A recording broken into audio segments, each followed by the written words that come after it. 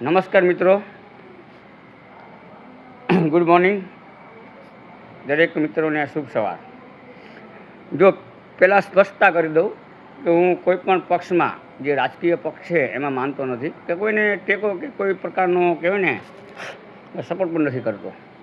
જે હું અત્યારે વાત કરી છું તે નિપક્ષ કરી રહ્યો છું. કેમ કે કાલ રાત્રે હું હાઈવે રોડ ઉપર ગયો હતો ચોકડીએ. વાહનોના થપ્પે થપ્પા ડીઝલ માટે લાઈન લાગેલી, લાંબી કતારો લાગેલી. ત્યારે છેલ્લા થોડા સમય જ્યારે નોટબંધી થઈ ત્યારે પણ બેન્કોમાં નોટો જમા કરાવવા લેવા માટે પણ લાઈનો લાગેલી જોઈ હતી. ત્યારબાદ લોકડાઉન આવ્યું ત્યારે પણ લાંબી લાંબી કતારો જોવા મળતી હતી રાશન લેવા માટે. હવે પાછું કહેવાય તો આ પેટ્રોલ અને ડીઝલની માથાકૂટ, ખાસ કરીને કહેવાય તો કહેવાય જગતનો તાત એટલે કે ખેડૂત, તેને પણ લાઈનમાં ઊભો રહેવાનો વારો આવ્યો છે. કેમ કે પિયતવાળી જમીન હોય તો જો પાણી ના પાય તો પાકને નુકસાન થવાની ભીતિ હોય છે. તેમજ પાકમાં સફળતા નથી મળતી પાક લેવા માટે, જેના કારણે પિયત કરવું જરૂરી છે. તો એમને પિયત કરવા માટે ડીઝલ એટલે કે મશીન દ્વારા પાણી ખેંચવાનું હોય છે, તે પણ જરૂરી છે.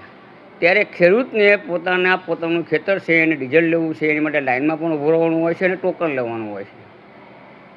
ત્યારબાદ ટોકન તો ખરું, તેમ છતાં તેઓને 7/12/8 તેમજ પોતાનું આધાર કાર્ડ, બેંકની ચોપડી આવું બધું કંઈક દેવાનું હોય છે. આવું મેં જાણ્યું કાલે રાત્રે. તો જે જીવન નિર્વાહ કરવા માટે ખોરાકનું ઉત્પન્ન કરે છે, ઘઉં, ચોખા, બાજરો, અન્ય વગેરે વગેરે વસ્તુઓ, તેને પણ લાઈનમાં ઊભો રહેવાનો વારો આવ્યો છે. અત્યારે કે નવી કંઈક પાર્ટી આવી છે, કોકરોચ જનતા પાર્ટી. તો એમાં બધા યુવાનો છે અને એ પણ બધા બેરોજગાર છે. ત્યારે વાત કરીએ આ બાબતે ખાસ કરીને, તો આ ક્યાં સુધી ચાલશે?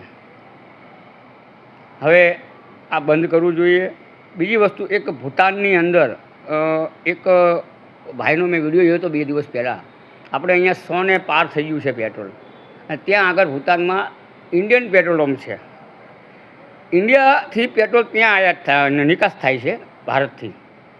ત્યાં આગળ ઇન્ડિયન પેટ્રોલ પંપ છે. તે ભાઈએ વિડીયો ઓન કરી અને ત્યાં લાઈવ થયેલો, ત્યારે એથી ખબર પડી ત્યાં આગળ 62 રૂપીસ એટલે કે 62 રૂપિયા ભાવ છે. તો ભારતમાં કેમ 100 રૂપિયા? ભારત જ નિકાસ કરે છે ત્યાં આગળ, કેમ? આ બધા ઘણા બધા પ્રશ્નો છે મિત્રો.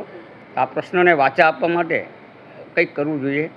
તો શું તમે કરશો તે તમારા મનને, તમારી જાતને પોતે પૂછી અને જે કહેવાય સાચો રસ્તો છે તે સાચો રસ્તો દેખાડો તેવી આશા. ભારત માતા કી જય.